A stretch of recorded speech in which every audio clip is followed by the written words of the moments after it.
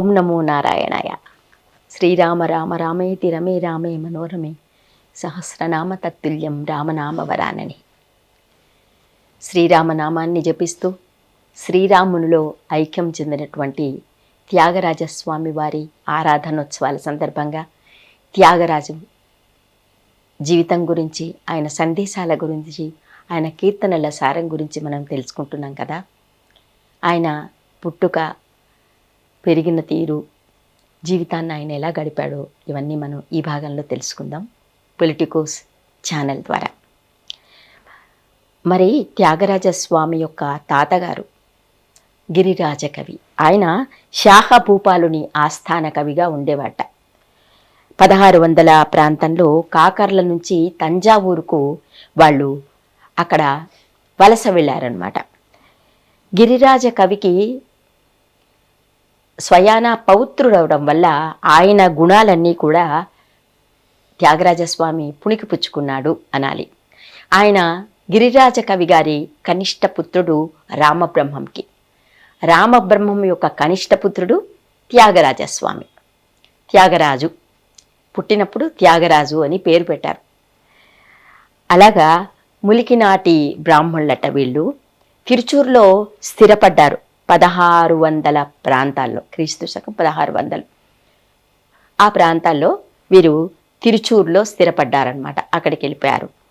అక్కడ తిరువారూరు త్యాగరాజస్వామి, అక్కడ తిరువారూరులో త్యాగరాజస్వామి వారు ఉన్నారు, కొలువై ఉన్నారు. ఆయన అనుగ్రహంతో మనకు త్యాగరాజస్వామి లభించాడు. ఈ రామబ్రహ్మం దంపతులిద్దరు కూడా త్యాగరాజస్వామి ఆరాధన, ఆయన అర్చన చేస్తున్న సమయంలో వారి కృపాదృష్టి వల్ల, ప్రసాదం వల్ల మనకు త్యాగరాజస్వామి ఇలపైన వైశాఖ శుద్ధ షష్ఠి పునర్వసు అంటే 1767వ సంవత్సరం దాదాపు. అంటే ఈ అచ్చంగా ఈ పుట్టుక తేదీల గురించి, భగవదైక్యం చెందినటువంటి తేదీల గురించి కొంచెం అటు ఇటు కొంత మనకు వివిధ శాస్త్ర పరిశోధనల ద్వారా కొంచెం అటు ఇటుగా ఈ తేదీలు ఉన్నా కూడా వైశాఖ శుద్ధ షష్ఠి మాత్రము ఖచ్చితంగా పునర్వసు నక్షత్రంలో ఈయన జన్మించాడు అన్నది మాత్రం ఖచ్చితంగా మనకు తెలుస్తూ ఉందన్నమాట. తిరువారూరు త్యాగరాజ స్వామి అక్కడ ఉన్నాడు కదా, త్యాగరాజ కోవెల. ఆ కోవెలలో వీళ్ళు పూజాధికాలు చేస్తూ ఉన్నారు. రామబ్రహ్మం వాళ్ళ వల్ల, ఆయన అర్చన వల్ల త్యాగరాజస్వామి వీరికి జన్మించారు. ఆయన పేరే పెట్టుకున్నారు. త్యాగరాజస్వామి కంటే ముందు జపేశయ్య అన్నటువంటి ఇంకొక అబ్బాయి ఉన్నాడు. ఆ తర్వాత 2 కొడుకులు ఉన్నారనుకోండి. ఆయన 3వ కొడుకుగా త్యాగరాజస్వామి వాళ్లకు జన్మించాడనమాట. మరి ఈ త్యాగరాజస్వామి ఏమో త్యాగరాజు చిన్నప్పుడు, గిరిరాజ కవి చాలా గొప్ప పండితుడు అన్నాం కదా, ఆయన కూడా సంగీత కళాకారుడే. ఇక మాతామహుడు అంటే తల్లి యొక్క తండ్రి, ఆయన కూడా వీణా కాళహస్తయ్య. వాళ్ళిద్దరు కూడా గొప్ప సంగీత పండితులు, శాస్త్రాలన్నీ కూడా చదివిన వాళ్ళు.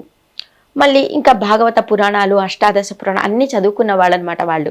ఆ పాండిత్యం కూడా ఈయనకి పుట్టుకతోనే త్యాగరాజస్వామికి అబ్బిందనమాట. ఇక ఇంట్లో చూస్తే తల్లి ఎప్పుడు పురంధరదాస్ కీర్తనలు పాడుతూ ఉండేదట. ఎప్పుడు పురంధరదాస్ కీర్తనలు పాడుతూ ఉండేది. ఇంకేముంది, సంగీతము సాహిత్యము పెనవేసుకున్నటువంటి ఒక చక్కటి వాతావరణంలో త్యాగరాజస్వామి పెరిగి పెద్ద అయ్యాడు అనమాట.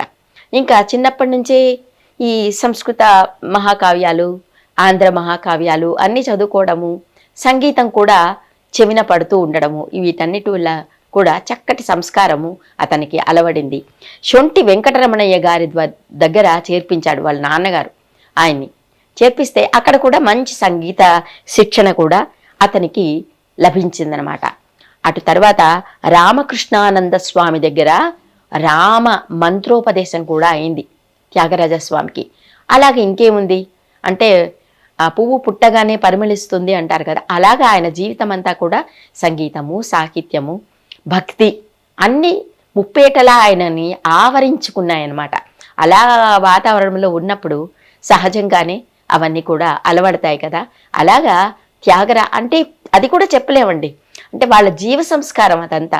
ఇప్పుడు మనకు చుట్టూరా ఎన్ని రకాల విషయాలు, మంచి మంచి విషయాలు ఉన్నా కూడా మన మనసు వేరే వైపు పరుగెత్తుతుంది. ఏది సులభంగా మనకు అందుబాటులో ఉంటుందో దానివైపు పరుగులెత్తుంది మనసు కదా. మనసు చాలా చంచలమైనది కదా. ఆ చంచలమైనటువంటి మనసును మన యొక్క అదుపులో ఉంచుకుని వాటి వైపే దృష్టిని కేంద్రీకరించుకోవడం అన్నది కూడా చాలా ముఖ్యం. కాబట్టి ఆ విద్య కొందరికి చిన్నప్పటి నుంచి అలవాటు పడిపోతారు, అలవాటులో ఉంటుంది ఆ విద్య. తెలియకుండానే మనసు మంచి విషయాలపైపే పరుగులు పెడుతుందనమాట. అలాగా త్యాగరాజస్వామి కూడా సంగీతము, సాహిత్యము, భక్తి అన్నీ కూడా చక్కగా అలవడ్డాయి. ఆ స్వామి రామకృష్ణానంద స్వామి ద్వారా రామనామం ఆయనకి ఉపదేశం అయింది కదా. 94 కోట్లు రామతారక మంత్రాన్ని జపించట ఆయన. 96 కోట్లు చేసి అప్పటికే ఒకసారి రాముడు ప్రత్యక్షమయ్యాడు అని శాస్త్రవేత్తలు చెప్తున్నారు. జీవిత చరిత్ర వ్రాసిన వాడనమాట. అప్పటికే ఒకటి ఆయనకి రామదర్శన భాగ్యం అబ్బిందనమాట. ఇంకేముంది, తర్వాత నారదుడే స్వయంగా ఆయన వచ్చి రామనామ మంత్రం ఎంతవరకు ఈయన పారాయణంలో ఎంతవరకు నిష్ణాతుడయ్యాడు అని పరీక్ష కూడా చేసే ఉంటాడు. నారదుడు అంటే నారద భక్తి సూత్రాలు రాశాడు కదా. ఆయన భక్తిని ఎలాగ సులభంగా పెంపొందించుకోవడం, సాత్వస్మిన్ ప్రేమ స్వరూప అంటాడు నారదుడు. యథా వ్రజాంగనాయా అంటాడు. వ్రజాంగనలో ఎలాంటి భక్తి ఉందో అలాంటిది మనం అలవర్చుకోవాలి అంటాడు. ప్రేమ స్వరూపుడు స్వామి అంటాడు. ప్రేమతో ఆయన్ని మనము ఆయన దగ్గర చేరాలి అంటాడు నారదుడు. అలాంటి నారదుడే ఆయన దగ్గరకు వచ్చి స్వరార్ణవం అనేటువంటి సంగీత శాస్త్ర గ్రంథాన్ని కూడా ఆయనకి తన బహుమతిగా ఇచ్చి వెళ్ళాట నారదుల వారే. కాబట్టి అనేక పర్యాయాలు ఇలాగా ఆయనకి రామ దర్శనం కూడా అనుభవం కూడా అయింది అని పెద్దలు చెప్తూ ఉంటారు. సరే, ఇలాగా అంటే చిన్నప్పుడే ఆయన యొక్క యోగ్యతను బట్టి, భక్తిని యోగ్యతను బట్టి భగవంతుడుగా కరుణిస్తూ ఉంటాడు. 18వ ఏట ఆయనకి పార్వతమ్మ అన్నటువంటి కన్యకతో వివాహం అయింది. అలాగా సంసారం జరుగుతూ ఉన్నప్పుడు ఆ తర్వాత 5 ఏళ్ల కల్లా పాపం ఆవిడ ఏదో అనారోగ్య కారణం వల్ల ఆవిడ చనిపోతే ఆవిడ చెల్లెలు కమలాంబ అన్నటువంటి ఆవిడతో త్యాగరాజుకు వివాహం చేశారు వాళ్ళ పెద్దలు, తల్లిదండ్రులు. ఇంకా త్యాగరాజస్వామి ఎన్నెన్నో కీర్తనలు రాసేస్తూ ఉన్నారు. అప్పటికే మంచి పేరు బాగా సంపాదించారు. అంటే కీర్తి కావాలనుకుంటే మనం వెంటబడితే రాదు. కీర్తి తనంతకు తానే అది మన దగ్గరికి చేరాలి. మనం వెంటబడితే కీర్తి ఎన్ని రోజులు ఉంటుంది? కొనుక్కున్న కీర్తి ఎన్ని రోజులు ఉంటుంది? ఇవాళ రేపు అందరు కొనుక్కుంటున్నారు కీర్తిని, పురస్కారాలని అన్నీ కొనుక్కుంటున్నారు. వ్యాపారం అయిపోయిందనమాట అంతా కూడా. మనం వింటూనే ఉన్నాం రకరకాల కథలన్నీ కూడా. పురస్కారాలు కావాలంటే ఆశ్రయించాలి ఎవరినైనా, వాళ్ళని పొగుడుతూ ఉండాలి. వాళ్ళకి ఎక్కడెక్కడ అనుకూలంగా ఉన్న ప్రదేశాల నుంచి ఏదో కీర్తి, పురస్కారాలు అలాంటివన్నీ లభిస్తూ ఉంటాయి. కలికాల మహిమ అవంతా కూడా. కానీ పాపం త్యాగరాజుకు అవన్నీ ఏం పట్టవు.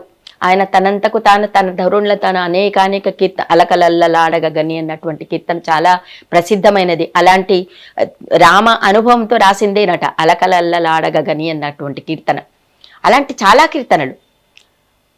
ఒక రాజు, ఒక శరభోజి మహారాజు ఆయన కీర్తనలు విని, ఆయన శిష్యుల వల్ల విని అవన్నీ కూడా అయ్యో అంత గొప్ప గాయకుడు, భక్తుడు నా యొక్క సంస్థానంలో ఉండాలి అని చాలా రకరకాల ఆభరణాలు, రకరకాల బహుమానాలు అన్నీ పంపి నా రాజాస్థానంలో రావాలి నువ్వు అని ఆహ్వానిస్తే నిధి చాలా సుఖమా, రాముని సన్నిధి చాలా సుఖమా అని వెనక్కి పంపించేశాట త్యాగరాజు.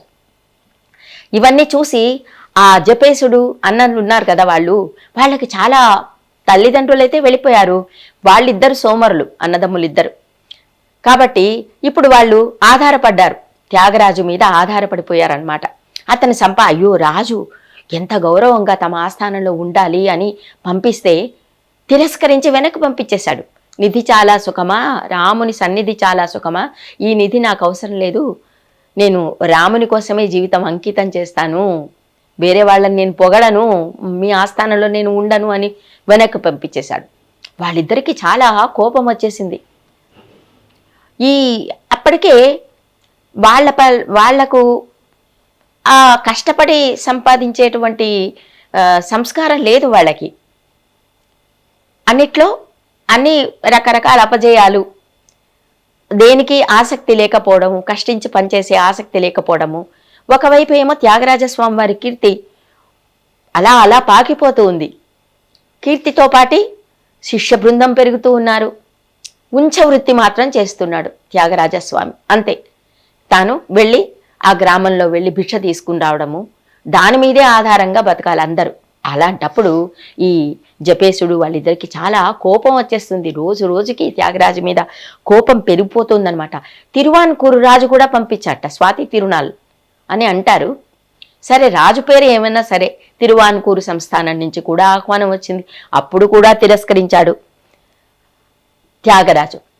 ఇంకా జపేశయ్య ఏం చేశాడు, ఆస్తి పంపకాలు పెట్టేశాడు. నీకు మాకు సంబంధం లేదు, ఇదిగో నీవు నీ పూరిగిడుస రామ పంచాయతనం అంటారు. అంటే రామ పంచాయతనము, మనకు పంచాయతనము అంటే శివ పంచాయతనం ఉంటుంది, విష్ణు పంచాయతనం ఉంటుంది, గణేష పంచాయతనం ఉంటుంది. ఇలాగ పంచాయతనం అంటే 5 మంది ప్రధానంగా విష్ణువు మధ్యలో ఉండి, తక్కిన విష్ణు, శివుడు, సూర్యుడు, గణేశుడు, అమ్మవారు వీళ్ళందరూ చుట్టూరా ఉంటే అది గణేష పంచాయతనం అంటారు. విష్ణు పంచాయతనం అంటే విష్ణువు ప్రధాన మూర్తిగా ఉండడం, తక్కిన దేవతలు 5 మంది చుట్టూరా ఉండడం, దీన్ని పంచాయతనం అంటారు. ఈ పంచాయతనము, రామ పంచాయతనం ఏమిటి అంటే, శ్రీరాముడు సీత, అమ్మవారు సీతారాములు ఇద్దరు ఒకే ఏకాకృతి కదా వాళ్ళిద్దరు మధ్యలో ఉంటే లక్ష్మణుడు, భరతుడు, శత్రుఘ్నుడు, ఆంజనేయ స్వామి వీళ్ళందరూ ఒక పీఠం మీదే, ఏకపీఠం మీద ఉండేటువంటి ఒక రామ పంచాయతనం. అది ఈయనకు ఆస్తిగా దక్కిందనమాట. ఒక భిక్షాపాత్ర, రామ పంచాయతనము, పూరిగుడిస, అందులోనే ఉంటూ మళ్ళీ తాను కూడా నాకేం అక్కర్లేదు, మీరు ఏం కావాలో అవన్నీ మీరు తీసేసుకుంటే నా పూరిగుడిసలో నేను ఉంటాను అని ఇంకా రామ పంచాయతనం పెట్టుకొని దాని దగ్గర కూర్చొని తాను కీర్తనలు రాసుకుంటూ భగవదంకితంగా త్యాగరాజస్వామి తన ముద్రని, తన పేరుని అంకితంగా పెట్టుకుని త్యాగరాజనుత అనుకుంటూ అదే అంకితంగా స్వామికి కీర్తనలు రాస్తూ భిక్షాటన చేస్తూ తిరుగుతూ ఆ భిక్షాటనలో వచ్చినటువంటి ఏమొస్తే అది తింటూ రోజులు గడుపుతున్నాడనమాట. తరువాత కథను వచ్చే భాగంలో విందాం. శ్రీరామ జయం. Please subscribe to the channel and download the Politicos app from the links in the description.